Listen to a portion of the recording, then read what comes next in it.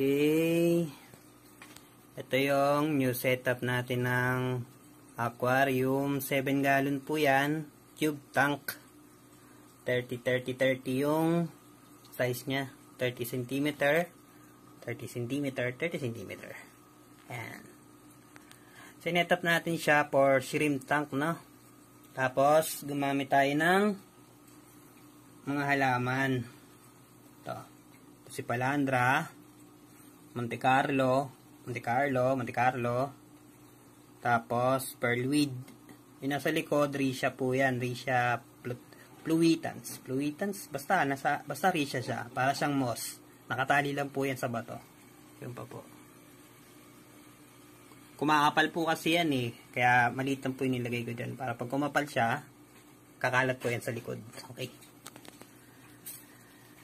Ayan.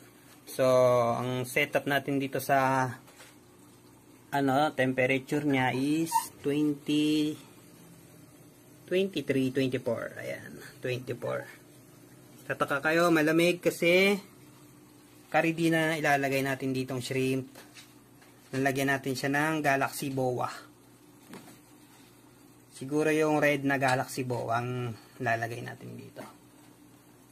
Umorder pa ako kay Humura Shrimp ng boa para dito. So, nakasetup na po siya ng 4 months. 4 months ko na po siya na setup. May video po ako nito, short video, kung paano ko ginawa. Hindi ko siguro. Ewan ko kung na-post ko na o hindi pa. Pero ayan na siya. Ang lights niya po ay 2 beses nagbubukas sa isang araw. 4 hours po. Ito yung lights niya. Ayan. Ayan lang po. Bale, 4 hours, nagbubukas siya sa umaga. Tapos namamatay din siya after ng 4 hours. Tapos sa hapon, nagbubukas din siya. 4 hours ulit yun. Tapos namamatay din after ng 4 hours.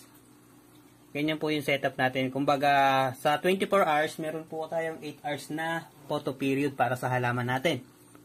Tapos, nagsi-CO2 rin tayo. Para yung halaman, maganda naman. Ayan po, papansin nyo, halaman na yan, medyo namamatay yung ibabaw kasi may algae po kasi yan. Gumagamit tayo ng algae pix ng 2HR Aquarist. Ayan.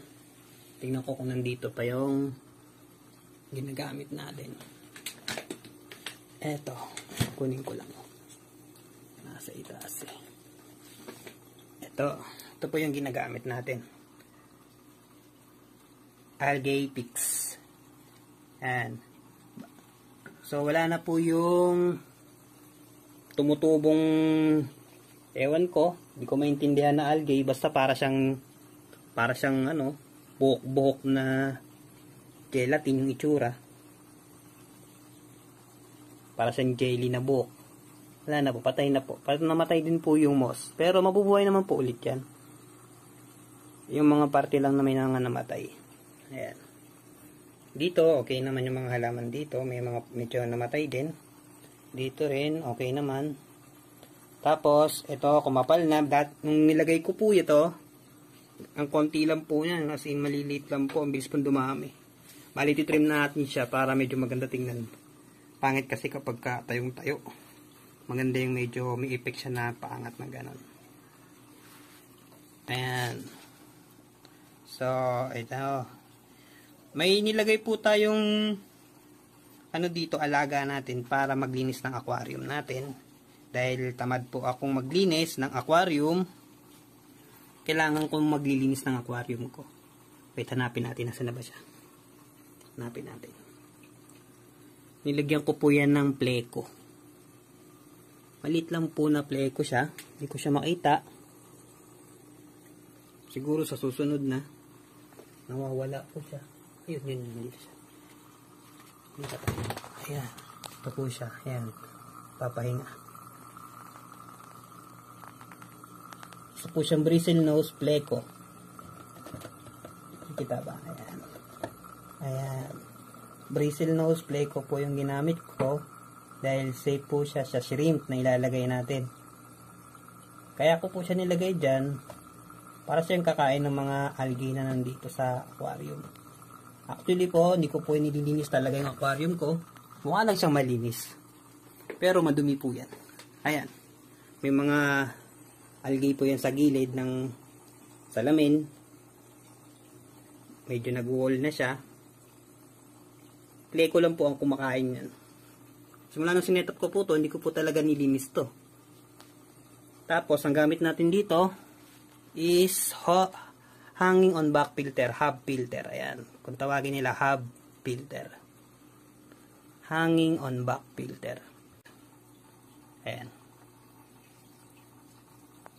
Ayan po, lumabas na po yung play ko natin. Andyan po. Ayun siya, lumabas na siya. Nag-iisa lang po yan. Yes po, dyan po yung paboritong place niya. Yung kahoy na yan. Driftwood po yan, pinatungan ko lang ng bato kasi lumulutang. Tapos dinikitan ko lang ng adhesive bago ko nilagyan ng laman. So, yun guys. Salamat sa panonood. Until next video po. Thank you.